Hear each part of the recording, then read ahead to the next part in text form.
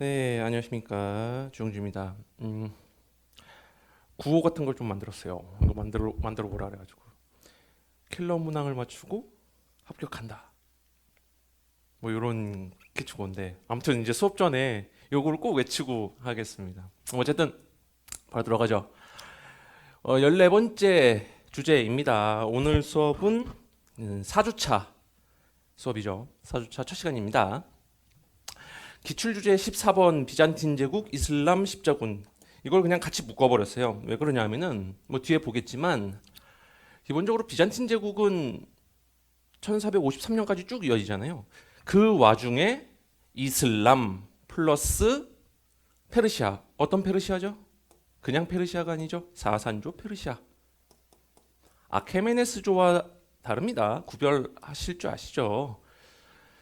비잔틴 제국은 이슬람 플러스 정확히 얘기하면 페르시아와 이슬람과 싸우고 그리고 그 과정에서 십자군 전쟁이 일어나고 그리고 비잔틴 제국이 1453년 망하는데 이때가 바로 오스만 투르크가 제국으로 발전하기 시작하는 출발점입니다. 뒤에 다시 볼 거예요. 그러니까 어쨌든 서로만은 멸망했지만 비잔틴 제국은 1453년까지 동방의 어떤 파수꾼이 아니라 그걸 뭐라 그래요? 방어자로서 이슬람 세력을 막아낸 그런 세력입니다. 간단하게 먼저 요걸 보시면 좀 명확할 수도 있어요. 무슨 얘기냐면은 여러분들이 외워야 하는 비잔틴 제국의 황제는 몇 명 안 돼요. 제가 저번 시간에 말씀드렸습니다. 디오클레티아누스 이전의 군인 황제들 외울 필요 없다. 그냥 혼란했구나. 그것을 정리한 사람이 디오클레티아누스 황제고 뭐 그 다음에도 여러 황제들이 있었겠죠. 대략적으로 정리하면 이렇게 될 텐데 먼저 주목할 사람이 콘스탄티누스 1세. 그렇죠? 콘스탄티누스 1세는 기독교와 관련해서 기억하실 테고 테오도시우스 1세 이 아저씨도 기독교 관련해서 기억하셔야 될 테고 테오도시우스 2세 이 아저씨는 법전을 만든 유스티니아누스 황제 이전에 사전 작업으로 법전을 편찬한 분이죠. 뭐 그전에 뭐 발렌스 기억나시는지 모르겠는데 이분은 고트족과 싸움하다가 돌아가시고 그렇죠?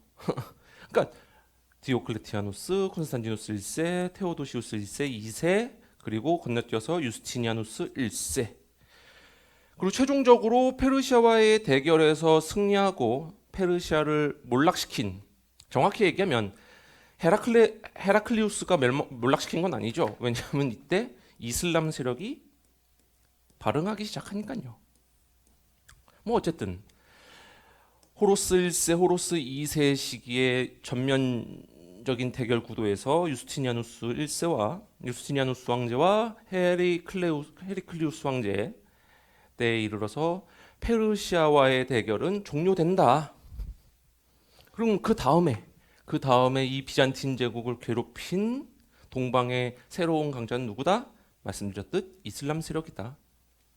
그 와중에 레오 3세와 레오 5세 시기를 연결해서 생각하면 하나밖에 없죠. 성상 숭배 문제. 아마 이 단계가 거의 마지막 단계입니다.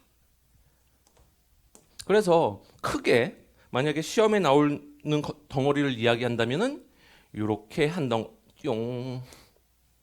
기독교 공인, 기독교 박해, 기독교 공인 관련해서 디오클레티아누스와 테오도시우스까지 한 덩어리. 유스티니아누스 독립한 문제, 헤리클리우스는 기출한 문제, 성상 숭배와 관련해서 이렇게 한 문제, 한 덩어리, 총 4덩어리예요. 이게 끝이에요. 그리고 요걸 공부하면서 페르시아도 같이 공부하면 좋다는 거예요. 물론 5, 6월 단계에서는 하진 않을 텐데 그럼에도 호로스 1세와 2세는 기억하자. 호로스 1세와 2세가 바로 유스티니아누스와 헤라클리우스 시기에 거의 결친 그러한 페르시아의 군주가 되겠습니다. 샤프로 2세도 중요하긴 한데 요거는 7, 8월 가서 대강의 그림은 이런 그림이에요. 어렵지 않습니다. 좋아요. 넘어가죠. 기출 문제를 좀 보겠습니다. 말씀드렸듯 첫 번째 2022년에 이슬람 문제 기출은요 좀 특징이 있어요. 뭐냐면은 아주 옛날 20년 전에 나왔거든요. 20년 전에 이슬람 문제는 20년 전에 나왔어요. 20년 전에 나오는데 그렇게 어렵게 나오진 않았지. 20년 전에 나왔는데 최근 들어서 2022년에 단독 문제로 다시 출연하기 시작했어요. 20년 전에 출연하다가 2022년에 출연했다. 앞으로 이슬람 문제도 열심히 봐야 한다. 심지어 문제가 어려워졌다. 근데 뭐 사실은 뭐 어렵다기보다는 답 자체는 그렇게 어렵진 않은데 이 부분이 좀 까다로울 수는 있어요. 아바스 왕조와 무야위야 양조를 우마이야 왕조를 비교하는 이 부분이 좀 어려울 수는 있죠. 그렇죠? 그리고 이 과정 그 이슬람과의 대결 과정에서 성상 파괴 운동, 성상 숭배 금지 같이 나온 거예요. 그러니까 말씀드렸듯이 이슬람 문제와 비잔틴 문제가 같이 나온 겁니다. 난이도가 상당해요. 근데 아바스 왕조와 우마이야 왕조를 비교하는 거니까 또 어렵다고 뭐 말하기도 조금 애매합니다. 다음 2017년 문제예요. 이건 십자군 전쟁 문제입니다. 제4차 십자군 운동에 관한 문제인데 문제 자체도 또 뭐 어렵지는 않은데 이 문제의 특징 십자군 전쟁 이야기를 하면서 제4차 라테란 공의회를 갖다 끌어들였다. 그래서 지금은 정리 안 하겠지만 여러분들이 그 로마 교회의 공의회를 조금 정리를 할 필요 있어요. 요거는 7, 8월에 또 다룰 건데 제4차 라테란 공의회가 아마 1215년일 거예요. 정확하게 정확한가? 1215년이 맞을 거야. 1215년이 맞을 텐데 이때쯤이 어떤 일들이 발생했는지를 생각해 보면 이게 어려운 문제긴 한데 또 뭐 그렇긴 해요. 뭐냐? 알비 십자군. 알비 십자군이 요 직전에 라테란 공의회 직전에 있었다고요. 무슨 얘기냐면은 지금 교회는요 여러 가지 문제들이 있어요. 그 중에 하나가 가장 큰 문제는 십자군 운동일 텐데 슬슬 어떤 움직임들이 교회 내부에서 발생하느냐? 바로 이단 운동들. 혹은 교황권에 대한 어떤 부정한 사상을 가진 그러한 뭐 반교황주의가 슬슬 움직이기 시작하는 그쯤이에요. 그때 소집된 게 제4차 라테란 공의회고요. 요 문제는 조금 어려울 수 있어요. 좀 어려울 수 있는데 어쨌든 라테란 공의회 요 맥락을 생각해 보면요. 알비 십자군, 이단 운동 뭐 사실 이게 이거니까요. 똑같은 거니까. 요걸 생각해 보면요. 여기서 써야 되는 문제 한 가지를 뭐 여러 가지가 있을 텐데 라테란 공의회에서 가장 주목할 기독교 관련해서는 화채설 인정이에요. 화채설을 확정짓습니다. 무슨 얘기냐면은 뭐 하나님의 피와 뭐 살이 빵이 되고 포도주가 되고 그랬었잖아요. 근데 이러한 이단 움직임 속에서요, 정통 교리에 대한 부정의 그 분위기가 조성돼요. 그러면서 화채설을 확립하고 이걸 공인하고 정통 교리로 인정합니다. 왜냐하면 이단들이 기본적으로요 로마 교회 조직을 불신한다고. 왜? 얘네들은 너무 부패했어요. 이 교회 세력이 세속 권력과의 그 경쟁 과정에서 너무 많은 힘을 갖게 된 거예요. 거기에 대한 불신이에요, 불신. 이렇게 되면 기존 로마 카톨릭에서 내세웠던 여러 가지 교리들이 있을 거예요, 교리. 이런 것들이 흔들리게 될 거고요. 그런 의미에서 제4차 라테란 공의회에서는 화채설을 공인했다. 이게 어려운 문제입니다, 사실은. 어려운 문제고요. 그러니까 십자군 전쟁인데도 사실상 이건 기독교 문제였던 거죠.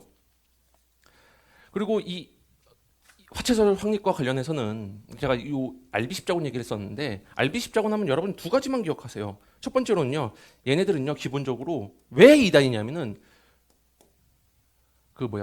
이신론이에요. 그러니까 이신론이 그러니까 선한 신이 있고 선과 악으로 구분된 이신론이고요. 두 번째로는요, 교리를 부정해요. 말씀드렸던 이런. 그러니까 제사차 라테란 공의의 1, 2, 1호년인데 알비 십자군이라고 하는 맥락을 생각해 보면 이걸 써야지 정답입니다. 아마 문제를 내신 분은 이 의도에서 내셨을 거예요. 근데 라테란 공의에서 확정한 게 너무 많기 때문에 뭐 그런 걸 써도 점수를 그런 걸 써서 점수를 좀 문제를 좀 정확하게 썼으면 좋았을 텐데, 어쨌든 아마도 출제하신 분의 의도는 화채설의 공인, 이러한 이단 운동에 대응한 이 결과물을 쓰는 거였을 거예요. 의도는. 하지만 복수 정답이 너무 많이 나올 수 있는 라테란 공예가 뭐 거기서 한두 개 했겠습니까? 다음 2016년, 그러니까 계속 나오는 거예요 지금. 2022년, 2017년, 2016년, 2015년 쭉쭉 계속 나오는 겁니다. 2016년 문제는 헤라클레이오스 황제, 그렇죠? 그리고 뭐 테마제 뭐 이런 얘기였죠. 이건 봤던 것 같은데 중복되는 것 같고 넘어가죠. 다음 2015년 문제, 요게 이제 알비파 얘기죠. 알비파를 쓰라는 게 아니라 알비파의 주장을 두 개 쓰라는 거죠. 그러니까 사실상 요 문제는 아까 이 문제와 연결되어 있는 거예요. 아까 2017년 문제랑 2015년 문제가 같은 문제입니다. 사실 같은 문제예요. 그래서 이원론을 주장하고 있고, 신이라고 하는 것은 선한 신이 있고 악한 신이 있는 이원론적 그 구성을 가지고 있고, 이원론. 또 로마 카톨릭의 조직과 로마 교황청, 로마 카톨릭의 교리를 아예 부정하는. 그렇죠? 그래서 2009년 맞죠? 그러면 2015년이 맞겠다. 바로 직전이니까 거의. 남부의 알비 십자군이 된 거죠. 2015년 같은 문제였습니다. 2017년하고. 다음 2010년 객관식 시절 문제입니다. 마찬가지로 보세요. 객관식 시절에 이전엔 이런 문제가 안 나왔다고요. 객관식 시절에 이런 문제가 나오니까 이제 주관식 시절에도 이 주관식 시절에 이러한 문제들이 계속 나오는 거예요. 그래서 우리는 객관식 시절의 문제를 잘 봐야 됩니다. 여기에 힌트가 있어요, 사실. 출제 의도에. 어디까지 내고 어디서부터 내면 안 되는지에 대한 가이드라인을 준다고요. 그렇죠? 이건 뭐 답이 가나 옳은 것은 여기서 뭐 풀 건 아니지만 성상을 파괴 주장하는 상대와 이건 5번이겠네요. 로마 교황청이 이러한 이단들과 단절하고 프랑크 왕국과 제휴를 맺게 되고, 결국에는 800년에 황제 대강까지 하고요. 그 얘기고. 그다음에 2009년 제가 주목하는 문제가 바로 이거예요. 객관식 시절에요. 십자군 운동 과정에서 수립된 4개의 기독교 국가들이 나왔습니다. 예루살렘 왕국, 트리폴리 백국, 안티오크 공국, 에데사 백국. 요건 그냥 외우세요. 제1차 십자군 이후에 현재 레반트 지역에 4개의 기독교 국가들이 수립돼요. 물론 이제 하나씩 다시 이슬람 세력에게 뺏길 거예요. 근데 어쨌든 이 문제가 나온 이상 요 심화해서 나올 수 있다. 가이드라인을 준 겁니다. 답은 기억, 니은, 티마르 제도는 오스만 제국이죠. 리을. 술탄 칼리프. 그럼 기억, 니은, 리을 뭐 4번이 되겠네요. 뭐 어쨌든 답이 중요한 게 아니라 이 문제가 중요한 이유는 이제 앞으로는 1차 십자군 이후에 이렇게 구체적으로 4개의 기독교 국가가 나올 수 있고, 또 하나 템플 기사단과 호스피탈 그 병원 기사단이 나올 수 있다. 요거예요. 요거 주목하세요. 특히 템플 기사단 4개의 국가. 그리고 이 국가들이 어떻게 작동하고 있었는지. 십자군 운동이 어느 하나의 국가가 단독으로 추진한 게 아니잖아요. 그렇기 때문에 이후에 이 국가들은 누구의 말을 듣고 누구에게 예속되는가, 그것도 봐야 됩니다. 다음 7번 문제 보세요. 20년 전 문제 보세요. 문제가 이 정도예요. 이 정도였었어요.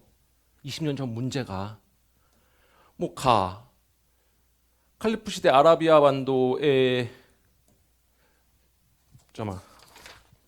메디나가 수도였다가 그다음에 다마스커스로 옮기고 뭐 바그다드로 옮기고 요 얘기죠. 요 정도였어요. 그럼 보면 A가 메디나일 테고 B가 메카일 테고 C는 나일강 하류네요. 카이로일 테고요. 카이로도요. 이게 이제부터 이집트사에서는 출현해요. 카이로. 이후에 이집트의 정권을 세우는 이슬람 국가들은 대부분 카이로에 수도를 둡니다. 카이로. 알렉산드리아는 고대에서 끝. 물론 중요한 도시지만 D는 다마스쿠스. E가 바그다드예요. 바그다드인데 바그다드를 어떻게 구별할 수 있느냐? 여기 보시면 강 2개가 있죠. 유프라테스 강과 티그리스 강. 이 사이에 있는 요 도시. 우리 메소포타미아 때 기억하시는지 모르겠는데 그 아카드라고 하는 도시 있죠. 그 근처예요. 거기에요. 메소포타미아와 티그리스 강 사이고 중류에 위치한 교통의 요지죠. 바그다드는 교통의 아주 핵심적인 거점 도시입니다.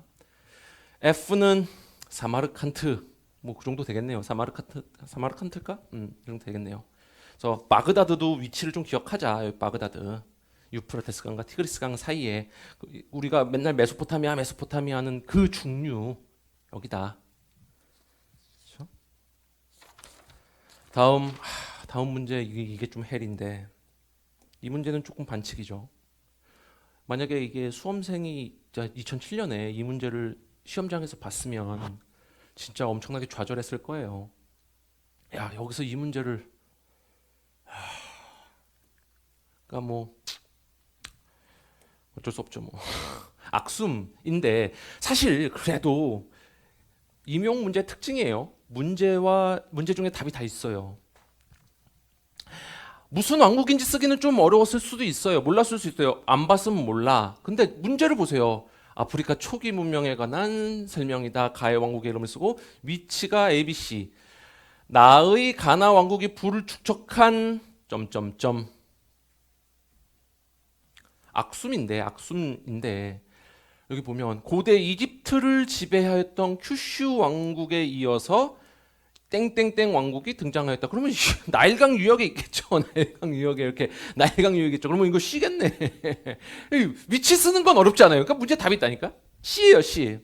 근데 이 다음에 이 악숨 왕국을 이제 쭉쭉 거슬러 내려가면 뭐 에디오피아까지 이어지는 겁니다. 에디오피아. C인 건 알겠어. 그러면 기본적으로 무역으로 번성하잖아요. 전근대 시기에 무역이 번성했다는 얘기는요, 기본적으로요, 교역이 발달했다는 얘기예요. 만약 우리가 생각한 대로 C였다면 이 C의 지역은 어떻게 교역이 발전할 수 있을까요? 어떻게 발전할 수 있을까요? 이 홍해를 끼고 있잖아요. 그러면 중개무역이 발전했을 텐데, 무역이라고 해봐야 중개무역일 텐데, 그러면 동방에서 오는 물품하고 홍해무역을 통해서 이것을 그 유럽으로 연결해주는 중개무역을 통해서 부를 축적했겠죠. 아니, 이 C에 있는 이 가나 왕국이 당시에 뭐 초콜릿을 만들겠습니까? 초콜릿이 많이 팔려서 무역이 발전했겠어요? 아니면 반도체를 만들었겠어요? 아니잖아요. 전근대 시기의 무역은 거의 대부분은 중개무역일 겁니다. 혹은 뭐 동서양의 장거리 교역을 제외하면 장거리 교역 혹은 중세의 베네치아를 중심으로 하는 지중해 무역 뭐 이런 것들을 제외하면은 보통은 무역이 크게 발전하려면 중개 무역이겠죠. 그러니까 가 왕국 쓰는 건 어렵지만 나다는 이 다음 문제는 때려 맞출 수 있다. 임용은 이렇게 풀어야 됩니다. 문제 안에 답이 다 있어요. 다음 기출문제가 너무 많아. 이거 보다가 시간 다 끝나겠어. 다음 어느 종교회의의 현설문이다. 십자군 운동을 갑시다 하잖아요. 십자군 갑시다. 우르바누스 2세고. 그 결과 뭐 여러 가지 그 경제적인 파생이 있겠죠. 일단 지중해 무역이 발전할 테고, 그럼 그 과정에서 가장 주도적인 역할을 했던 이탈리아의 도시 국가들이 발전을 할 테고, 또 상업이 발전하면 화폐 경제가 발전하고 어음 제도도 발전하고 어떤 그러한 그 금융 시스템이 발전한다고요. 그런 것도 있을 수 있을 테고. 또 뭐 있을까? 그래, 그거. 또 십자군 전쟁 과정에서 이것도 되게 주목해야 될 겁니다. 십자군 운동 과정에서 어떤 집단들이 그 쇠락하게 되냐면 봉건 영주들이 쇠락하게 돼요. 왜냐하면 십자군 원정을 가려면 돈이 엄청나게 많이 필요해요. 그러니까 실제로 이런 케이스가 있어요. 십자군 원정을 떠나려고요. 자기의 영지를요 담보로 맡기고 돈을 빌려서 십자군 운동을 가요. 그런 케이스도 있다고요. 봉건 영주의 어떤 쇠락, 봉건제의 쇠락, 이것도 하나의 되게 큰 특징이거든요. 십자군 운동이 만들어낸 결과. 근데 뭐 경제적인 거니까 뭐 지중해 무역의 발전, 뭐 화폐 경제의 발전, 뭐 그 금융 시스템의 발전, 혹은 또 뭐 이탈리아의 도시 국가들의 성장 이런 것들을 쓰면 답이 되겠군요. 그렇죠? 다음 2006년 보세요. 이슬람 문제가 이 정도 수준이었었어요. 가왕전 뭐야? 아바스인가요? 아바스일 테고, 아바스의 수도는 바그다드였고, 그리고 동서교역을 통해서 뭐 종이가 왔고, 뭐 그런 문제겠죠. 그 다음에 2002년 문제입니다. 이 문제는 되게 안 좋은 문제예요. 왜 안 좋냐면은 앞엔 좋아. 근데 여기서 문제예요. 이와 같이 지리학의 발달은 14세기 모로코 출신의 여행가가 원나라를 비롯한 여러 지역을 단연간 여행할 수 있게 됐다. 동서양을 그러니까 중국, 동양을 갔다가 와서 기행문을 쓴 사람이 여러 명이 있어요. 뭐 선교사, 기본적으로는 선교사 집단들이 좀 가장 활발해요. 선교사 집단이 활발한데 정확히 얘기하면 로마 카톨릭 선교사. 물론 이때는 개신교가 없구나. 두 번째로는요, 뭐 어떤 그 외의 집단들. 가장 유명한 사람이 마르코 폴로일 거예요. 마르코 폴로. 두 번째로는 이븐 바투타. 그런데 뭐 14세기라고 해서 뭐 면제부가 될지 어쩔지 모르겠으나, 그리고 모로코 출신이라고 해서 면제부가 될 수 있을지 모르겠으나, 안타깝게도 마르코 폴로나 이븐 바투타 모두 원나라 시기에 해당하는 사람이다. 마르코 폴로가 좀 빨라요. 마르코 폴로는 그 쿠빌라이 칸을 시기거든요. 그래서 아마 그 마르코 폴로 기억이 맞는지 모르겠는데, 마르코 폴로 그 여행록 안에는 그 뭉케 칸의 그 데칸에 오르두에 대한 묘사가 있었던 걸로 기억해요. 쿠빌라이 칸 때고요. 이분 바트탄 조금 한 3, 40년 늦어요. 원 중기 후기라고요. 중기 이후라고요. 그러니까 이거 굉장히 헷갈릴 수 있는 문제라고요. 모로코 출신이라고 하니까 마르코 폴로는 아니겠죠. 마르코 폴로는 베네치아 출신이니까. 그런데 글쎄요, 이게 굳이 이렇게 내야 됐을까 모르겠습니다. 어떤 그 학생들의 실수를 유도하는 목적이었을 것 같은데, 학생들이 이거 이분 바투타야 아니면 마르코 폴로야? 어떡하지? 이런 고민에 빠졌을 법한 문제입니다. 그러니까 문제가 어렵진 않아요. 20년 전 이슬람 문제는 어렵지 않았어. 이제는 어려워질 거예요. 자, 말씀드렸듯 비잔틴 제국은 기본적으로 사산조 페르시아 이렇게 요건 꼭 아닙니다. 페르시아, 이슬람 그리고 셀주크, 투르크 정확히 얘기하면 룸 술탄국 꼭 기억하십시오. 다음에 시험에 나오면 이겁니다. 요게 아직도 한 번도 안 나왔어요. 룸 술탄국에 대한 요거 기억하세요. 기존의 기출 문제는 뭐 뻔해요. 유스티니아누스 아니면 오타 유스티니아누스가 빠졌구나. 이후에 중요한 황제는 소수고 그 사람들 체크해두면 되는 거고 그다음에 페르시아와의 대결 관련해서 나왔었어요. 이것도 심지어는 구체적으로 나온 건 아니야. 지나가면서 나온 거지. 그거 아니면 이슬람과 관련해서 성상 금지령이에요. 레오 때. 그리고 십자군 관련해서 십자군 문제는 많이 나왔으나 셀주크 투르크는 안 나왔다고요. 그래서 이거 기억하라는 거예요. 룸 술탄국. 만지케르트 전투. 그냥 때려 박으세요. 지금 때려 박으세요. 만지케르트 전투. 때려 박으세요, 지금. 이게 1071년이었던가? 그랬던 것 같아. 뒤에 나오니까 어쨌든 때려 박으세요. 만지케르트 전투. 이 전투에서 셀주크 투르크가 승리로 비잔틴 제국에 승리한 이후에 독자적으로 아나톨리아 지역에 국가를 수립합니다. 그게 룸술탄국이에요. 오케이? 다음. 이전에는 교과서 수준이었다. 오랜만에 출제돼서는 아주 약간 많이 난이도가 상승했다. 기존에는 단독 출제보다는 지나가듯이 연계 문제로 나왔다. 다만 톨레도 번역 문제에서 보듯이 코르도바 우마이야 에미르국 문제가 나온 적은 있다. 하지만 이슬람을 묻는 문제는 아니었다. 번역을 묻는 문제였지. 그러니까 이렇게 알게 모르게 계속 나오기 시작한다고요. 그러니까 이슬람 문제가 나올 수 있다니까요. 그거예요. 말씀드렸듯 2017년 문제는 사실상 이단 운동 문제였고 같은 문제였고 객관식 시절에 십자군 국가 출제됐다면 이것도 확장해서 나올 수 있다. 난이도는 까다롭진 않다. 다만 십자군 운동을 중심으로 그냥 하나로 정리를 해버리면 그렇게 까다롭지 않을 거다. 그래서 출제 예상 문제 봅시다. 출제 영역. 출제 예상은 나올만 해요. 언제든지 나와도 이상하지 않고 출제 영역에서 제가 계속 강조하지만 이 페르시아, 이란과 관련된 역사들 꼭 기억하십시오. 이거 지금 이란 전쟁 때문에 나올 수 있어요. 또 쉽게 나올 것이냐? 그렇진 않다. 좀 꼼꼼하게 봐야 될 테고. 미출제 영역 지금 외우세요. 이거 파티마 왕조 꼭 외우세요. 파티마 왕조 모르면 지금 빨리 찾아보세요.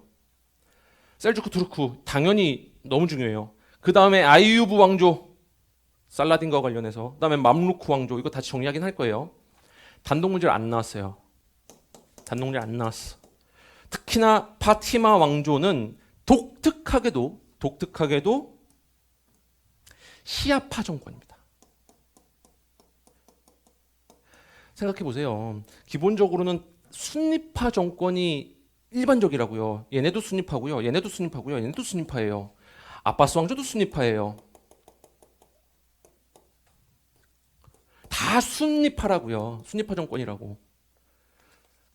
파티마 왕조. 바로 이집트 카이로의 거점을 뒀던 시아파 정권. 시아파 정권인데도 또 여기서도 또 갈려요. 얘네들은 12이만파가 아니라 이스마일파라고 해서 7이만파예요. 그래서 알리 사후에 7명까지의 이맘을 인정하느냐, 12이맘, 12명의 이맘을 모두 인정하느냐에 따라서 12이만파와 7이만파로 나뉠 테고, 12이만파가 주르고 이스마일파가 소수 그룹이고 이스마일파라고 그러고, 파티마 왕조는 그런 측면에서 되게 중요해요. 그냥 지금 외우세요.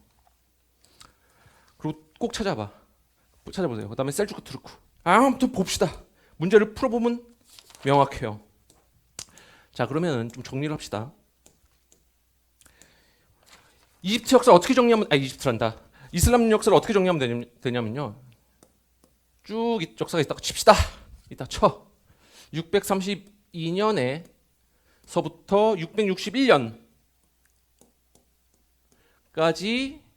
정통 칼리프 시대죠. 4명의 칼리프가 존재했던 정통 칼리프 시대. 그렇죠? 632년이니까 대강 이때 언저리까지 페르시아가 있었겠네요. 페르시아가 651년에 망하니까 대략 페르시아가 이때쯤에 있었을 거예요. 그리고 이 메카 메디나에서부터 출발해가지고 그 아주 그냥 그 중동을 휘어잡는데 한 30년밖에 안 걸린 거니까 페르시아도 멸망하고 이 사이에 그럴 거예요. 그렇죠? 그다음에 칼리프가 죽었어요. 그러니까 4대 칼리프 이후에 시리아 총독이었던 무야위야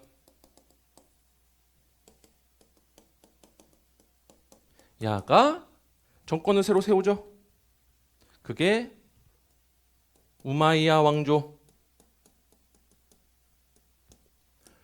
우마이야 왕조는 대략 뭐 한 750년까지 존속한다고 칩시다. 치는 게 아니라 존속을 해요. 이 이후에 아바스 왕조겠죠. 아바스 왕조. 각각의 시대의 수도의 변천도 체크를 해야 됩니다. 그렇죠? 체크를 해야 돼요. 다마스쿠스와 바그다드. 그렇죠? 아바스 왕조가 대략 언제 망하느냐? 1250년에 망합니다. 그럴 거예요. 그렇죠? 그러면 이 다음에 아바스 왕조가 멸망하기 전후로 혼란할 때 여기서 지방의 이슬람 정권들이 출현하기 시작하는 거예요. 첫 번째로는 우마이야가 있을 테고, 우마이야가 아까 봤던 그 이베리아 반도에 있던 그 정권이에요. 그리고 이 우마이야 왕조를 물리쳐내는 과정이 레콘키스타고 다 이어지는 거라고. 756년에서 1031년 우마이야 왕조가 이베리아 반도에서 존속하고, 두 번째로 파티마 왕조가 대략 909년에서 1171년까지 카이로를 중심으로 정권을 수립하고요. 말씀드렸듯 시아파 정권이고, 세 번째 셀주크 투르크. 셀주크 투르크가 1037년에서 1194년까지. 자, 그 다음에 우리가 알고 있는 이 파티마 왕조에서요, 아이유브 왕조가 이어져요. 뭔가 왕조 이름이 이쁘죠. 아이유브. 1171년에서 1250년 대략 이때까지. 그리고 아이유브 왕조를 이어서 노예 정권인 맘루크 왕조. 여기까지 시험에 나오겠냐마는 1250년에서 1571년까지 이렇게 이어지는 거예요. 그리고 이때쯤에 이제 오스만 투르크족이 꼼지락 하면서 1543년 콘스탄티노플을 함락하고 제국으로 발전한 거예요. 이게 오스만 투르크의 시대예요. 정확히 얘기하면 1543년서부터지만 오스만 투르크의 시대라고요. 언제까지? 1차 세계대전까지 쭉 이어지는 거예요. 이때서부터. 이집트의 역사는 이게 다예요. 이게 진짜 다예요. 특히나 우리는 요 계통, 파티마, 아이유브, 맘루크 좀 주목하자. 왜냐하면 여러분들이 여기는 아예 공부를 안 하니까. 요 정도만 외워도, 제가 지금 말하는 정도만 외워도 시험에 다 쓸 수 있어요. 파티마, 시아파, 이스마일파, 아이유브 왕조. 이건 순니파로 다시 돌아갑니다. 순니파로, 순니 정권으로 다시 돌아가요. 아이유브의 살라딘, 맘루크 왕조, 그리고 오스만 투르크. 이거 끝이잖아요. 셀주크 투르크야. 뭐, 그 몽골족에 망해버리잖아요. 몽골에. 응? 훌레구 울루스에 편입되잖아요. 그러니까 이게 문제가 안 돼. 오케이? 정통, 우마이야 왕조, 아바스 왕조, 오스만 투르크. 그 안에 세부적인 정권들. 이게 끝. 요거는 쓸 거 있으면 쓰세요. 중요합니다. 이렇게 맥을 잡아가면 돼요. 오케이? 그러면 십자군 전쟁이 언제 일어났겠어요? 여기 보면은 셀주크 투르크서부터잖아요. 그러니까 11세기 후반서부터 뭐 이런 거니까 이게 아바스 왕조 거의 멸망할 때쯤 거서부터 한 100년, 200년 하잖아요. 이때쯤에 있겠네. 여기가 십자군 운동 했겠네요. 이 정도에서. 아바스 왕조 전까지. 아이유브 왕조 전까지만 해도 1250년 해도 이때가 십자군 운동이었겠네. 그 와중에. 그렇잖아요. 다 걸리잖아, 지금. 이슬람 출현 초에 사산조 페르시아 걸리고 십자군 운동 걸리고 오스만 투르크 걸리고 거기에 파티마 아이유브 맘루크까지. 이게 끝이에요. 그냥 때려 박으세요. 외워. 지웁니다. 다음 응용 1번 유스티니아누스 황제는 뭐 여러 가지 제가 계속 우리 수업 시간에 계속 나오는데 사실 서방 원정과 옛 로마의 영토를 거의 잠시나마 회복했던 사람이 바로 유스티니아누스 1세입니다. 그것을 위해서는요, 동방 문제를 일단은 좀 해결해야 돼요. 그 맥락이 바로 유스티니아누스 황제와 호루스 1세 시기의 평화 조약입니다. 너무나 명확해요. 유스티니아누스 황제가 돈을 줘가면서 전쟁을 막은 이유는 서방 원정에 집중하기 위한 것이었어요. 근데 호루스 1세가 바보입니까? 아니지. 이거 너무 잘 알잖아요. 평화 조약을 맺고 나서도 계속 그걸 깨요. 호루스 1세가 왜? 야, 유스티니아누스 비잔틴 로마 놈들이 옛 로마 지역을 다 회복하고 나면 그 다음에 힘을 키워가지고 그 다음에 우리 페르시아랑 싸울 거다. 가만히 두면 안 된다. 싸워야 된다. 바보가 아니잖아요. 그 얘기가 사료가 바로 나사료예요. 나사료는 좀 주목해서 보세요. 그거를 이제 주변에서 고트족은 당시에 그 유스티니아누스 황제에게 공격을 받고 있었으니까 고트족과 반달족 전부 다 유스티니아누스 황제 때 다 망합니다. 사절을 보냈어요. 그리고 호르스에게 말하는 거예요. 뭐라고 얘기냐? 그가 이미 반달 왕국을 무너뜨리고 무어인을 복속시켰고 우리를 공격하고 있습니다. 그가 고트족까지 완전히 꺾을 수 있다면 그는 우리와 이미 예속시킨 사람들을 모두 거느리고 페르시아를 향해 진군할 것입니다. 이거를 고트족 왕이 한 거예요. 그러므로 아직 구원의 희망이 남아있을 때 기회를 잡으십시오. 우리 동맹합시다. 같이 싸웁시다. 우리 다음엔 놉니다. 나사료가 바로 그 사료입니다. 그래서 1번 문제를 보시면 정복한 두 왕조는 곧 반달 왕국과 동고트 왕국이죠. 좋습니다. 그 다음에 제가 페르시아 정리해 놓은 건데요. 샤프르 1세도 중요하긴 한데 조로아스터기 어쩌고 저쩌고 읽어보시면 되는데 뭐 이거는 지금 할 건 아니지만 카바드 1세 이후에 호루스 1세 유스티니아누스 황제와 평화조약을 맺었던 그 아저씨. 이 아저씨 이후에 호루스 2세 때는 헤라클레이우스와의 전면전, 헤라클레이우스가 격파한 페르시아의 군주가 바로 호루스 2세다. 결국엔 호루스 2세는 헤라클리우스에게 패배하며 정권에서 축출되고 역사에서 사라지죠. 호루스 1세와 2세 구분을 좀 합시다. 다시 한번 얘기하지만 여러분들한테 시험 문제에서 호루스 1세 쓰세요, 호루스 2세 쓰세요 이렇게 나오진 않을 거라고. 하지만 사료로 나온다고요. 사료로 나오고 헤리클리우스를 쓰던지 유스티니아누스를 쓰던지. 오케이? 방향성을 알겠어요? 방향성을 그렇게 잡아야 돼요. 방향성을. 지금 사료를 읽는 게 그것 때문에 읽는 거예요. 그러니까 이거 하나하나 다 외우고 막 이러라는 얘기가 아니에요. 그러니까 이것도 마찬가지예요. 지금 여러 사료들을 읽을 텐데 기껏해야 쓰는 문제는 레오 3세일 거예요. 성상 파괴랑 연결해서 기존의 기출 문제가 그래요. 끽해야 의미 묻고 이거잖아요. 이걸 왜 그래?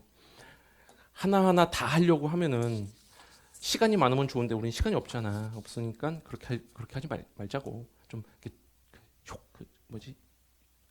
전략적으로 가야 됩니다. 자, 레오 3세입니다. 레오 3세가 그러니까 생각해 보세요. 레오 3세가 갑자기 미친 것도 아니고 기존에 잘 이용하고 있던 기독교 세력을 기독교를 왜 적대시하고 그랬겠냐고요. 거기에는 이슬람이라고 하는 새로운 강력한 적 이게 영향을 준 거예요. 7, 8세기 초에 비잔틴 제국은 이슬람 세계력의 팽창, 잦은 황제 교체, 지방의 방위 체제의 약화로 위기를 맞고 있었다.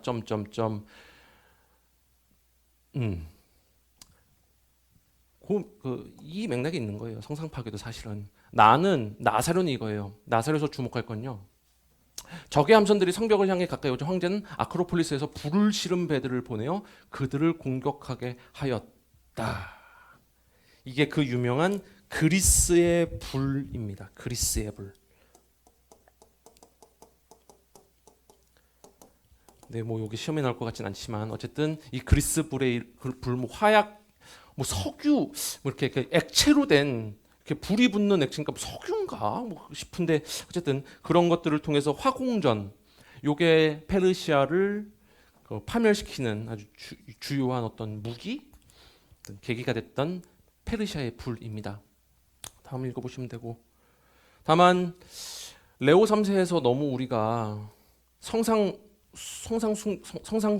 파괴 운동만 생각한다. 근데 그게 아니라 바로 레오 3세도 법전을 편찬했다. 이소리아 법전. 유스티니아누스 이후에 이소리아 법전을 통해서 바뀐 시대상을 적용한 새로운 형태의 법전을 편찬했다. 누가? 레오 3세가. 그냥 단순히 정신 나간 황제가 아니라 레오 3세가 최소한의 지각이 있는 사람이라고요. 그런 사람이 왜 그랬겠냐고 생각을 해보라고. 왜?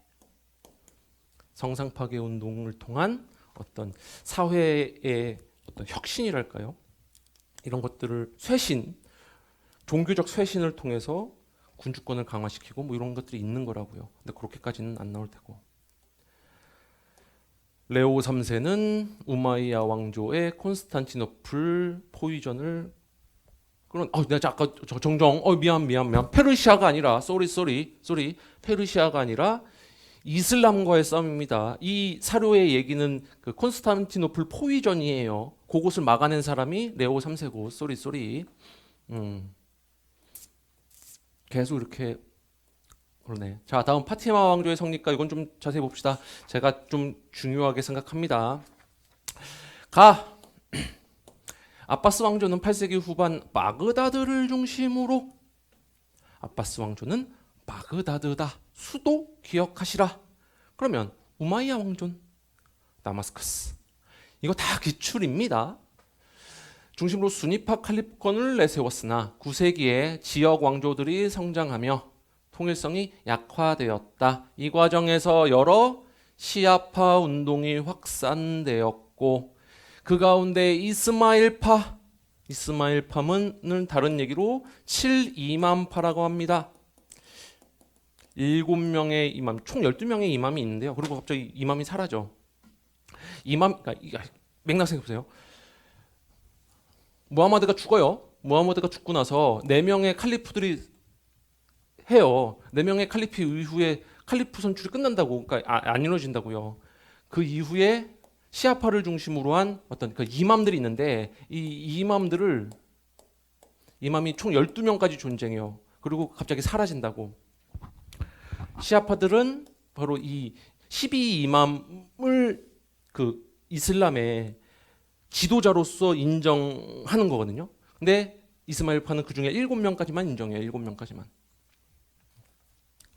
시아파 애들은 그렇다고요. 어쨌든 포교 조직을 통해 북아프리카 등지에 세력을 넓혔다. 이런 가운데 북아프리카에서 파티마 왕조가 성립하였다. 이거 미안해요. 이거 가로 쳤어야 되는 것 같은데.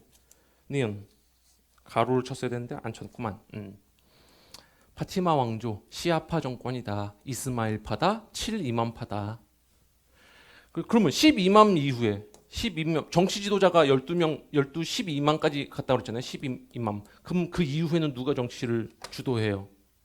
그러니까 여기서 이제 법학자들이라든지 이런 사람들의 권위가 상승하게 되는 거라고요.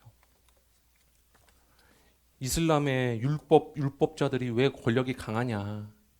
그게 다 여기서 출발하는 겁니다. 다음 파티마 왕조는 그러니까 여기서 정통이 생긴 거예요.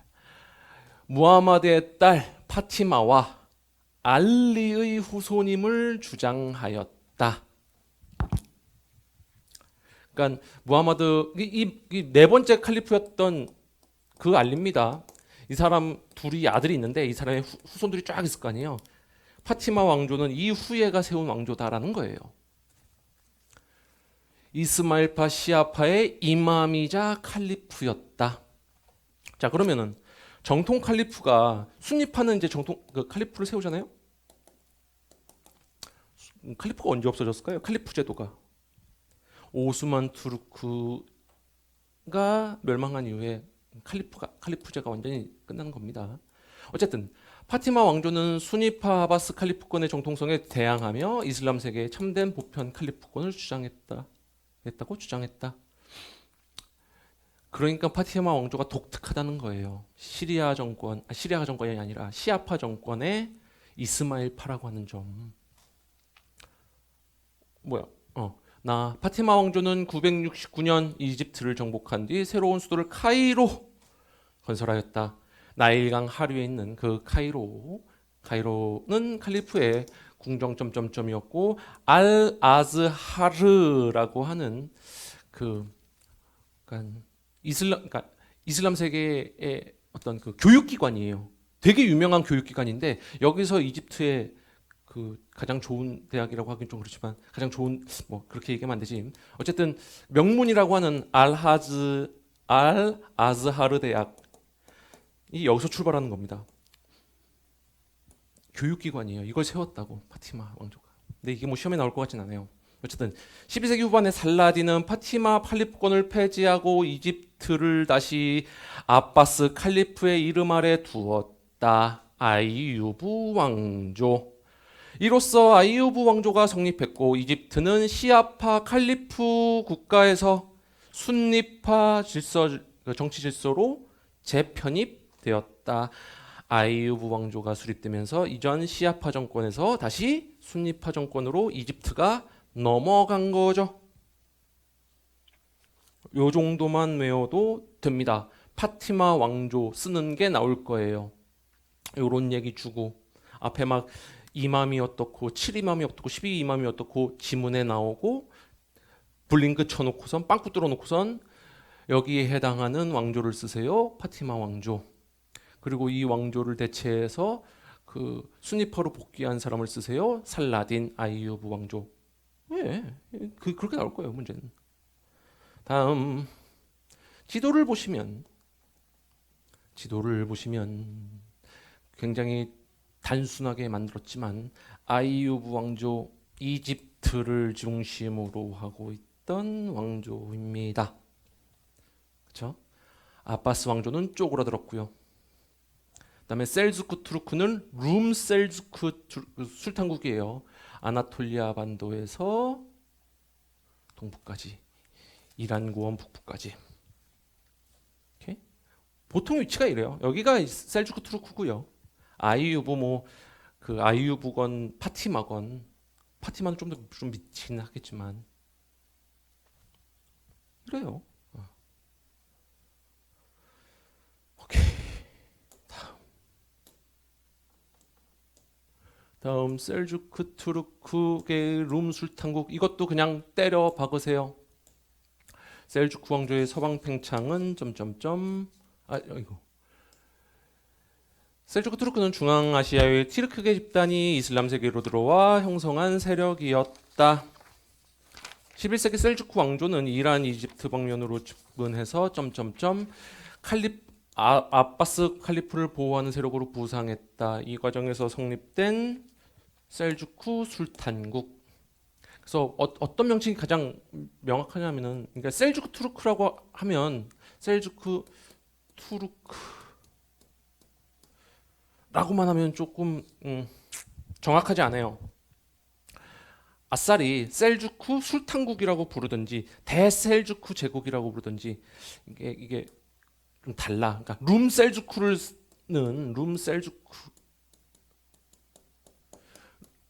세운 사람도 셀주크 투르크긴 하지만 셀주크 투르크 제국하고는 또 다른 거예요. 지방 정권이라고 하기는 좀 그렇지만 어쨌든 반개가 나와서 세운 게 룸 셀주크 투르크거든요.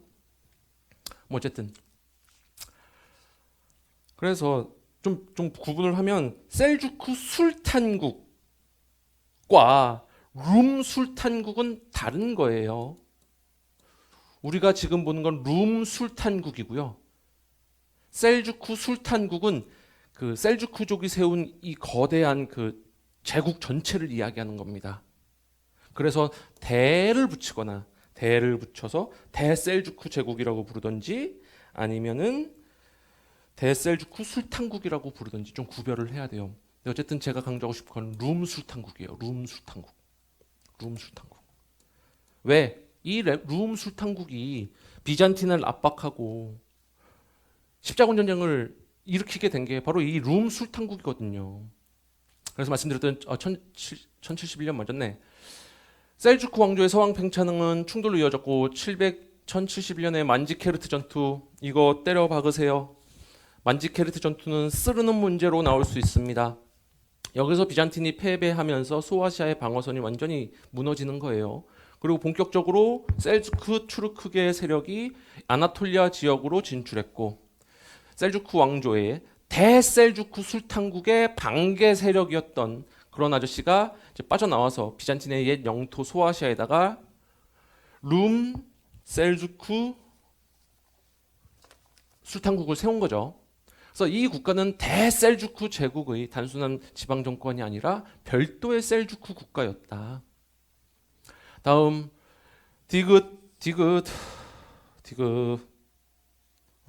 룸 술탄국의 룸은 그 룸이 아니라 방룸이 아니라 로마라는 뜻이에요. 로마. 그리고 초기 중심 도시는 어디였습니까? 니케아였죠. 니케아 맞았나? 잠깐만. 미음. 니케아. 그리고 이후에 1차 십자군 전쟁 과정에서 압박을 당했고 니케아를 잃고 내륙으로 이동합니다. 이코니아로 이동합니다. 뒤에 지도를 한번 볼게요. 뒤에 문제를 볼까? 문제. 4번 문제 봅시다. 비읍의 결과 소아시아에 건설된 4개의 십자군의 중심 도시를 쓰세요. 요거 써야 됩니다. 쓸 줄 알아야 합니다. 다음 정리한 걸 보시면 룸 셀주크 술탄국 만지케르트 얘기를 했고요. 1차 십자군에서 니케아를 상실하고 이코니아 코니아 똑같은 도시입니다. 로 이동을 했고 전성기는 이랬으나 몽골의 침략으로 멸망했고요. 지도를 보시면 대략 이렇습니다. 이코니아가 여기고요. 원래 중심지는 니케아였고요. 그 위에가 니코메디아. 지역을 이 도시를 기억하라는 거예요. 도시 니코메디아, 건스탄티노플, 니케아, 그리고 이코니아. 그리고 지금 터키에서도 가장 유명한 도시인 앙카라. 룸 술탄국의 영역이가 여기였어요. 여기. 그다음에 만지케르트 전투가 일어났던 곳이 바로 이 지역입니다. 여기서부터 이제 이 전투에서 그 셀주크족이 이기면서 밀고 들어오는 거예요. 오케이, 별거 아니구나. 들고 와서 아나톨리아 지역을 장악하는 거죠. 룸 술탄국. 뭐 여러 가지 어렵게 지문이 나오겠지만 결국에 여러분들이 써야 될 이야기는 룸 술탄국이라고 하는 단어와 만지케르트 정도 될 겁니다. 또 말이 길어졌네. 한 5분만 쉬었다가 이어서 1교시 못한 거 좀 이어서 할게요. 도시 문제가 2문제나 나왔어요. 그래서 다음에 또 나올 것이냐 조금 회의적이어서 일단은 간단하게 준비했습니다. 여러분들이 지도에 좀 익숙해져야 된다고 제가 계속 말씀드리잖아요. 그래서 한번 또 복습을 하고 갈게요. 이제 강은 조금 아시겠죠? 강은. 자, 여기 뭐가 있네요. 여기 무슨 산맥? 피레네 산맥, 루아르강을 지나는 오를레앙, 투르 밑에 푸아티에. 왜 푸아티에 전투가 중요했겠어요? 그 누구야? 프랑크 왕국의 샤를마뉴 대제가 여기서 이슬람 세력을 꺾고 진출을 막은 거잖아요. 푸아티에가 바로 이 누아르강 밑에 있다고요. 그렇죠? 이제 익숙하시죠? 다시 누아르강의 오를레앙을 지나 투르루 해서 빠집니다. 다음 그 위에 강 파리가 있네요. 파리를 지나는 세느강 루앙을 지나서 빠집니다. 다음 그 옆에 라인강이죠. 라인강은 스위스 북단을 지나는데 취리 지나고 바젤. 여러분 바젤 하면은 주식하는 사람들이나 이제 금융에 관심 있는 분들은 바젤 협정이 있죠. 그 바젤입니다. 이 바젤이에요. 바젤을 지나서 스트라스부르크를 지나서 보름스, 그리고 여기 마인강이 합류합니다. 마인강이 합류하는 도시의 지역에 마인츠, 그다음 쾰른, 지금 독일 영토를 지나고 있어요. 쾰른을 지나서 네덜란드 영토로 빠집니다. 그래서 로테르담을 지나죠. 헤이그를 지나죠. 요게 라인강이죠. 라인강. 다음 라인강 오른쪽에 무슨 강이죠? 엘베강. 엘베강 하면 여러분 엘베강을 좀 오늘 좀 봅시다. 엘베강 프라 체코에서부터 가네요. 이렇게 여기가 이렇게 돼 있는 거예요. 이렇게 프라를 지나서 부르크는 중세 도시에서 되게 중요한 도시거든요. 이건 넘어가겠습니다. 마그데부르크를 지나서 함부르크를 지나서 북쪽으로 빠집니다. 독일을 그대로 지나죠. 그래서 라인강의 기적 그러면 좀 틀린 말이죠. 잘 엘베강의 기적 이래야지 뭐 맞는 건데. 그리고 그 옆에 베를린이 있고요. 그 옆에 오데르강이 이렇게 흐르죠. 슈체친으로 빠져나가는. 자, 오늘은 이 오데르강하고 엘베강을 좀 자세히 볼게요. 이게 여러분들이 지도를 알면 왜 편하다고 제가 계속 얘기를 하냐면은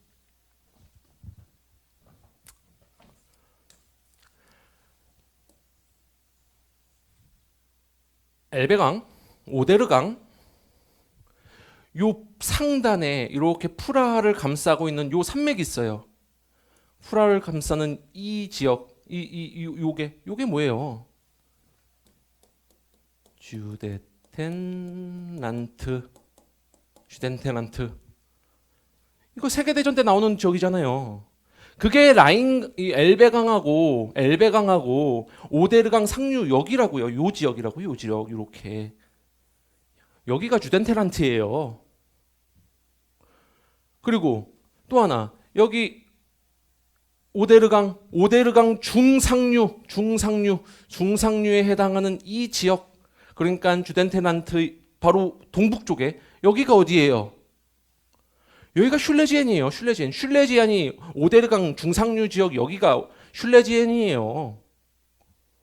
그러니까 엘베강 오데르강만 찍을 수 있으면 주덴테난트건 그 슐레지엔이건 나중에 근세에 나올 텐데 이런 지역들을 그냥 바로 캐치해낼 수가 있다고요. 오케이? 무슨 말인지 알겠어요? 다음에 다음 강을 봅시다. 나뉴브강, 도나우강. 콘스탄츠를 지나서 울름, 레겐스부르크, 빈이 어디죠? 어디 수도죠? 오스트리아죠. 오스트리아 수도 빈을 지나서 헝가리 부다페스트로에서 꺾어져요. 그리고 나서 베오그라드를 지나서 부쿠레슈티. 이거는 근현대사 시간에 엄청나게 중요한 그 지역입니다. 부쿠레슈티 조약의 그 도시예요. 그래서 흑해로 빠지잖아요. 엄청나게 길죠. 도나우강. 그러니까 이거를 알면은 대강 이게 위치가 잡힌다고요. 그리고 또 하나, 아예 뭐 말랑 김에 합시다. 시간도 많이 지났는데, 자, 프랑스, 독일이 좀 모양이 이상하죠. 독일 영토가 이래요. 중간에 이게 껴 있는 거예요. 어디? 체코. 그러니까 히틀러가 여기 그 주덴테란트 달라고 그런 거 아니에요. 그렇잖아요. 주덴테란트 달라고 그러는 게 그거잖아요. 자, 그 사이에 여기 이렇게 삼각형에 네덜란드, 벨기에, 룩셈부르크, 베네룩스 3국이 여기 껴 있어요. 그렇잖아요. 그리고 독일 옆에가 뭐예요? 폴란드잖아요. 폴란드. 여기 그단스크, 그단스크가 난치히 폴란드 회랑. 그러니까 폴란드가 계속 그렇게 양차 세계대전때 독일한테 괴롭힘 당한 게 옆에 붙어있기도 붙어있는데 영토상으로 좀 애매한 부분이 있어서 그래요. 그 밑에 체코, 슬로바키아, 오스트리아, 헝가리. 요 네 개가 이렇게 딱딱 붙어 있네요. 체코슬로바키아, 오스트리아, 헝가리 제국. 그 밑에는 뭐 이제 발칸 반도들 있을 테고 뭐 알 바 아니고요. 그다음에 이제 여기 그 러시아 위성국가 비슷한 친구들이 있겠죠. 여기 우크라이나도 있지만 그리고 러시아겠죠. 유럽이 이렇잖아요. 여기는 그냥 이탈리아 반도고 여기는 그냥 그 스페인이고 포르투갈이고 이게 끝이잖아요. 강만 알면은 이게 다 보인다고요. 지도 공부하셔야 합니다. 그리고 이런 도시들이 이제 중세건 근세건 계속 시험에 나오는 게 이런 도시들이에요. 강을 끼고 있는 도시들 혹은 강은 안 꼈지만 좀 중요한 도시들이 있어요. 적어도 여기 있는 도시 정도는 알면 좋아요. 강을 끼고 있는 도시들은. 자세하게 뭐 다 보진 않겠습니다만 어쨌든 어떻게 볼까? 넘어갑시다. 기출문제 보시죠. 직접 이게 나왔어요. 한자동맹. 그래서 이거 콘솔을 쓰는 거였는데 내가 이거 찍어줬는데 콘솔을 이거 똑같이 나왔습니다. 넘어가고 다음 2024년 문제.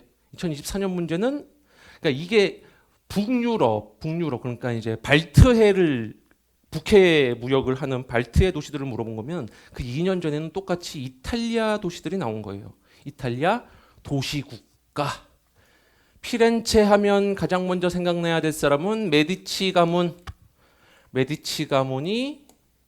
피렌체 하면 메디치 가문이 바로 생각나야 됩니다.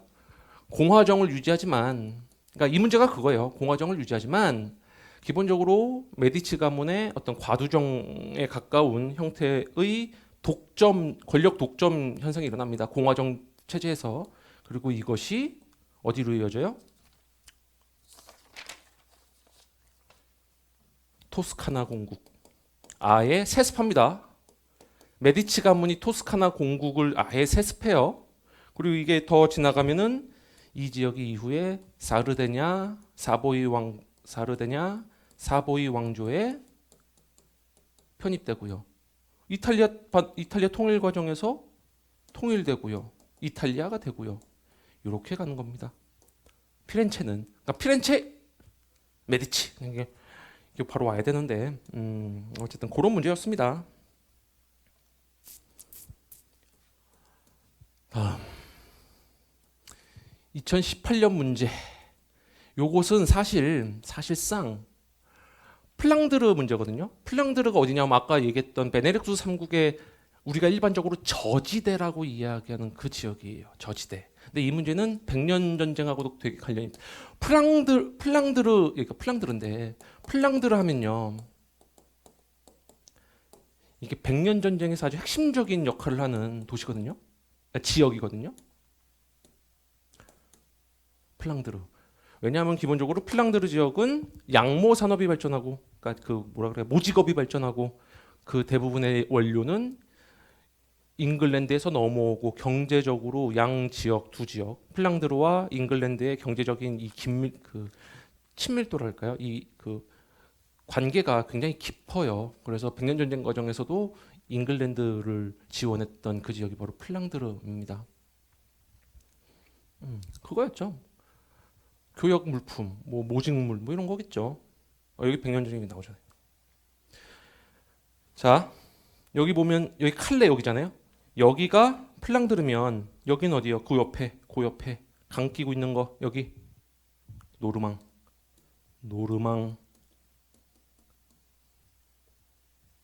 공국 요 옆에 이렇게 양자를 좀 노르망디 공국 위에가 플랑드르 지역이다 이렇게 생각하시면 돼요. 문제 어려운 문제는 아니었습니다. 다음 A, B, C 지역 보세요. 이 문제를 딱 보시라고. 이게 우리가 지도를 보는 이유가 이거예요. 파리네. 이거 세느강이네. 세느강. B는 뭐지? 뭐지? 이거는 라인강인데, 칼렌가 같은데? 뭐 이런 느낌. A는 모르겠는데, 이 강은 라인강 오른쪽이니까, 이거 오데르강인가? 엘베강인가? 엘베강인데, 엘베강 하면 엘베강 하류에 함부르크가 있죠. 함부르크. 뭐 그렇잖아요. 여기서 이제 맞추는 거잖아요. 자, 요 C는 이제 쌍파뉴 시장. 그러니까 정확히 얘기하면 쌍파뉴는요 지역이에요. 여기 파리 인근에 있는 여기 백장령이거든요. 여기에 몇 개의 도시들이 이 그 상업 도시로 발전하는 거예요. 여기가 쌍파뉴 지역이거든. 그 중에 한 도시예요. 이 도시 이름 정확히 여기가 투아르는 아닌 것 같은데 투아르는 좀 더 오른쪽으로 가야 되거든요. 뭐 어쨌든 뒤에 지도를 볼 거예요. 답은 B. B는 그럼 저걸 물어보는군요. 플랑드르 지역이 뭐 어디를 물어보는 거였네. C는 쌍파뉴 정기시 그 지역이에요. C는 뭐 5번이 될 텐데. 그래서 지도를 딱 보면요. 지도 공부를 하면은 대강 이게 알 수가 있어요. 오케이? 다음 2012년 문제 수도사회 설교 100년 전쟁 문제인데 왜 여기에 껴들어왔을까요? 우선 100년 전쟁 과정에서 일어났던 잉글랜드에서 일어났던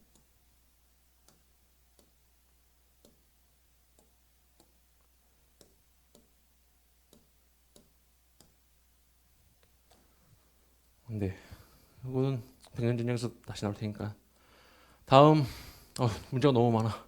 시간이 너무 오래 걸려. 르네상스 시기 어느 도시입니다. 이곳은 필요한 물품을 바다를 건너 수입해야 됐다. 베네치아겠네요. 이거 베네치아네요. 베네치아 하면 이러한 여러 예술가들 이야기들이 나올 테고 비스콘티 가문, 스포르차이가 나오면 밀라노 생각이 나야 됩니다. 이건 밀라노 얘기예요. 비스콘티 가문, 스포르차 하면 밀라노. 이탈리아 남부에 봉건 체제를 유지했으며 에스파냐와 프랑스의 쟁탈 대상이 되었다. 이거는 그 저기 어디야? 시칠리아 그 밑에 그 어디야? 저 나폴리. 답은 3번인데요. 뭐 답은 3번 넘어가고 4번 형식상 공화정의 형태를 유지했지만 실질적으로 메디치 가문 아까 얘기했죠. 메디치 가문 하면 피렌체 이거 지금 기출 문제들이 거의 겹치고 있어요. 피렌체가 딱 나와야 되죠. 그리고 코시모와 손자 로렌조가 군림하였다. 이후에 공국으로 발전하고 이렇게 될 겁니다. 다음 5번 프랑스 왕 국왕 샤를 8세가 침공에 들어오자 사보나롤라는 반르네상스적 종교개혁을 주장하며 정권을 장악하였다. 이것도 피렌체예요. 사보나롤라 이후에 정권을 재탈환한 사람이 메디치고요. 메디치 가문이고요. 답은 3번. 베네치아의 핵심 기구였던 시빈위원회. 이게 좀 어려운 문제일 수도 있어요. 어려운 문제고 앞으로 이렇게 해서 이탈리아의 도시들 있죠. 상업 도시들, 도시 국가들. 밀라노, 베네치아, 피렌체, 그리고 나폴리. 요 4개 도시 국가는 나올 수 있다. 2013년에 나왔으니까 조만간 나올 때가 됐군요. 다만 내년에는 또 도시 국가가 나오긴 좀 어렵겠죠. 다음 이 지도도 그러네요. 이 강은 왼쪽으로 빠지네. 왼쪽으로 빠지면 누아르강. 그 위에 누아르강 위에 세느강 중류에 파리. 라인강인데 B는 뭘까? 여기 보름스 지나가지고 마인츠 지나가지고 쾰른 아니면 본인데 여기 쾰른 아니면 본일 텐데 쾰른이겠네요. C 나뉴브강 상류네. 나뉴브강 상류의 중요한 도시들이 몇 개 없는데 빈이네. 그리고 여기 꺾어지는 여기에 프라하가 있겠네요. 프라하가 여기 정도 있으면 여기가 주덴테란틀 테고 아까 말씀드렸듯이 여기에 슐레지안이 이렇게 있을 테고 대강 이런 그림으로 가겠죠. 39번 바르게 서술한 것은 프랑스에 대한 설명 1번이죠. 스콜라 철학이 발전했다. 나머지는 시간이 많이 걸리니 넘어가고. 다음 2009년 쌍파뉴 전기시를 이야기하는 그 문제였죠. 쌍파뉴 시장이죠. 말씀드렸던 쌍파뉴는 도시 이름이 아닙니다. 지역 이름이에요. 설명으로 적절하지 않은 것 4번 이것은 한자 동맹 독점적이고 폐쇄적인 상업 문화 그 문제였죠. 지도를 보시면 쌍파뉴 전기시 제가 말씀드린 게 이거예요. 여기에 지금 말씀드렸듯이 세느강이 흐르고 세느강 중하류에 여기 파리가 있잖아요. 파리 바로 오른쪽으로 여기가 쌍파뉴예요. 그리고 여기에 몇 개의 도시들이 전기시들이 열리는 거예요. 보세요. 그러면은 내륙을 통해서 론강을 거쳐서 남부, 유럽 남부의 상품들도 쌍파뉴로 몰릴 테고, 그리고 여기 라인강을 타고 가는 이 라인강도 만날 수 있을 테고요. 그리고 잉글랜드는 잉글랜드 상품들도 모일 수 있을 테고요. 그리고 무엇보다도 이 시장의 가장 큰 소비자였던 파리가 바로 여기 있고요. 가장 큰 소비지였던 내륙 교통의 요지예요. 근데 내륙 교통의 요지는 뭐예요? 중세 이후에 지중해 무역이 발달하고 북해 무역이 발달하면 해상교통, 해상 무역이 훨씬 더 발전할 텐데요.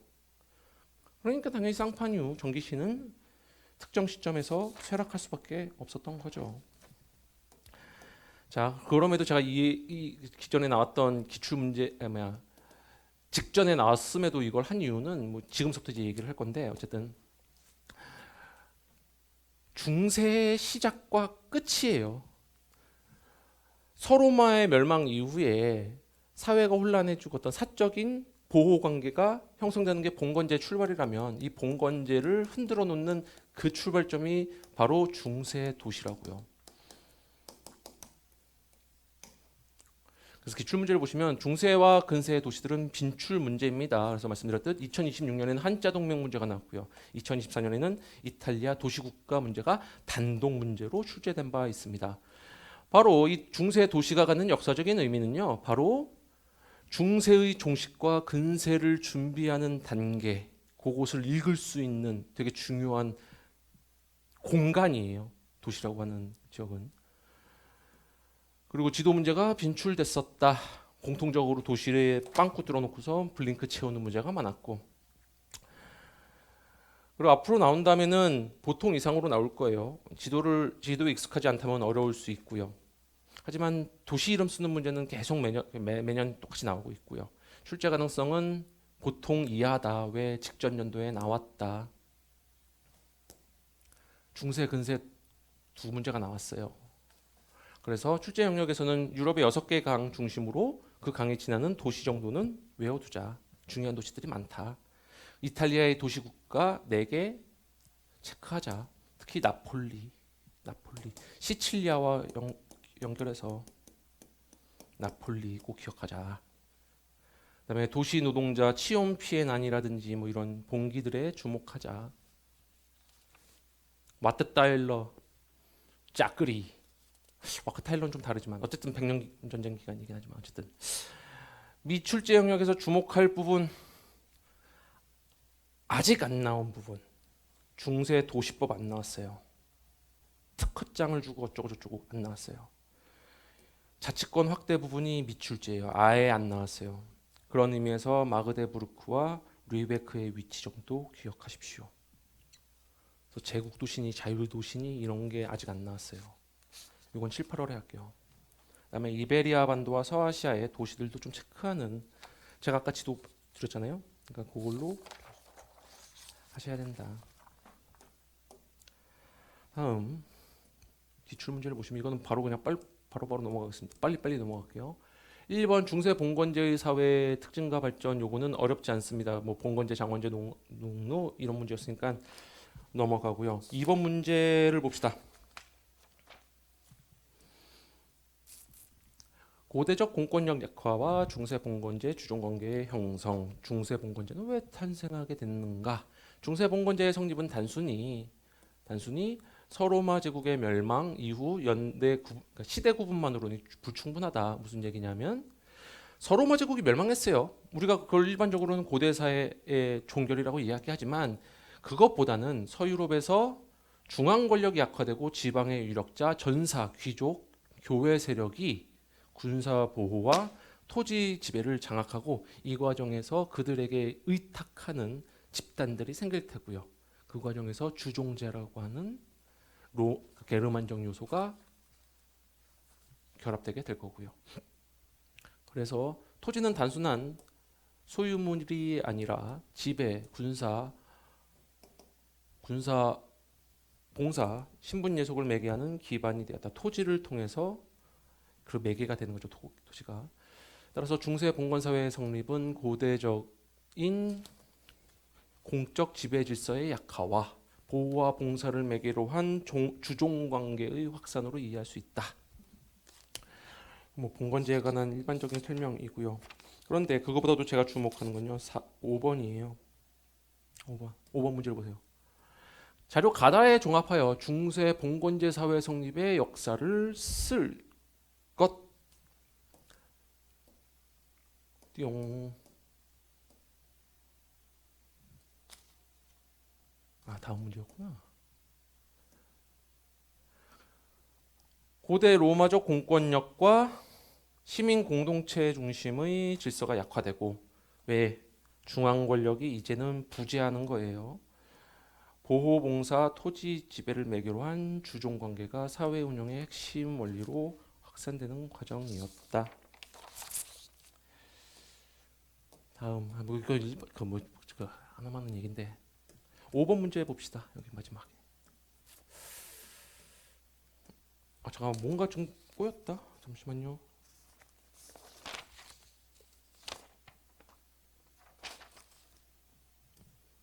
다시 3번.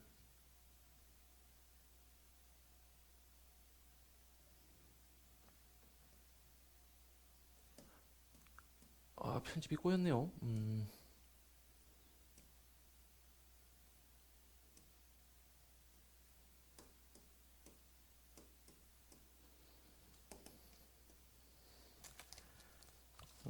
잠깐만.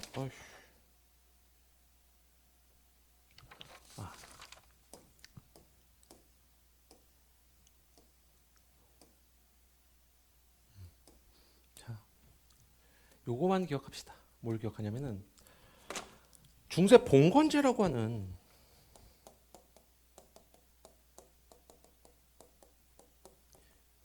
이런 듣도 보지도 못한 제도는 어디서 출현했는가? 두 가지 계통이 있는 거예요. 두 가지. 첫 번째는 로마적 기원이에요. 로마적 기원. 로마적 기원하면 뭐가 생각나죠? 보호자와 피보호자 관계. 그거 기억나시죠? 기출문제 클리엔테스. 페트로누스와 클리엔테스 관계 그거 얘기잖아요. 두 번째로는요. 게르만적 요소예요. 게르만적 요소. 게르만적 기원. 바로 게르만의 종사제. 중세 봉건제라고 하는 이러한 듣도 보지도 못한 제도는요. 이 두 기원의 결합으로 출현했다. 요게 중세 봉건제 출현의 핵심입니다. 그리고 이것을 지탱해주는 논리가 바로 기독교적 세계관이고요. 그건 문제 풀어보시면은 알 거라서 이게 핵심이다. 넘어가도록 하죠. 편집이 좀 꼬였는데 마지막 문제 보시죠. 마지막 문제. 도시 문제가 안 나올 것 같아서 그래. 안 나올 것 같아서 일단 넘어갑니다. 이렇게. 중세 도시의 성장과 중세 봉건 질서의 변화.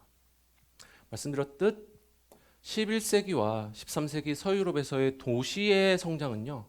봉건제 사회 질서를 변화시키는 중요한 촉매제였습니다. 왜냐하면 도시라고 하는 공간에서는 인신적 구속이 사라지고 봉건적 의무가 사라지고 그 과정에서 경제가 발전하고 화폐 경제가 발전하고 이것은 봉건제와의 방향성과는 정반대되는 거죠. 그래서 보시면 도시민은 영주나 국왕에게서 뭐를 받아? 특허장을 받아서 세금 등등의 권리를 인정받고 일부 도시들은 도시민의 서약 공동체인 코뮌을 통해 자치권을 확대하였다. 바꿔 얘기하면 특허장을 통해서 도시가 되면 그 도시들은 제후의 통제에서 벗어나요.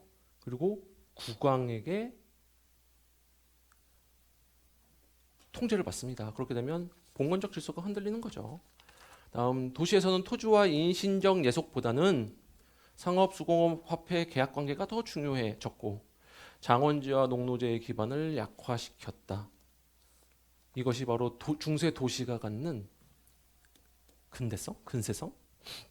어쨌든 봉건제를 약화시키는, 형해화시키는 요소들이었습니다. 물론 도시 내부에도 규약이 있죠. 그래서 상공업자들은 길드를 조직해서 폐쇄적인 상업 문화를 형성하고 규제를 했고,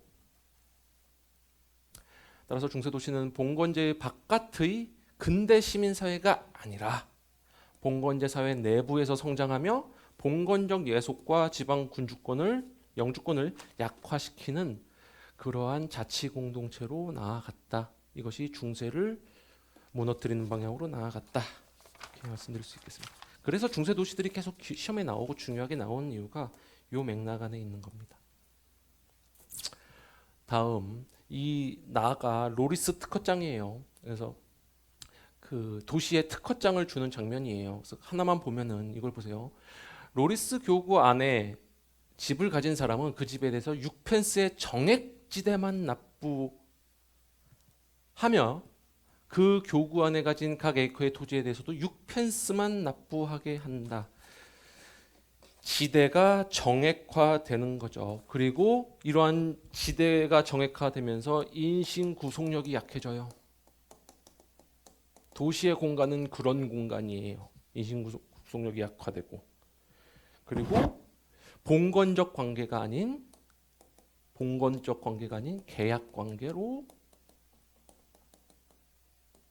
성격이 점차 바뀌는 거죠. 그렇죠? 그 뒤에도 마찬가지입니다. 뭐 임의적인 수치를 하고 부역의 의무라고 하는 게 봉건제에서 되게 중요한 요소였는데 이것도 지지 않고요. 그렇죠? 등등등. 다음 사료는 폐쇄적인 길드의 문화에 대한 사료입니다. 네, 넘어가도록 하죠. 오케이, 잠깐 5분만 또 쉬었다가 2교시 하도록 하겠습니다.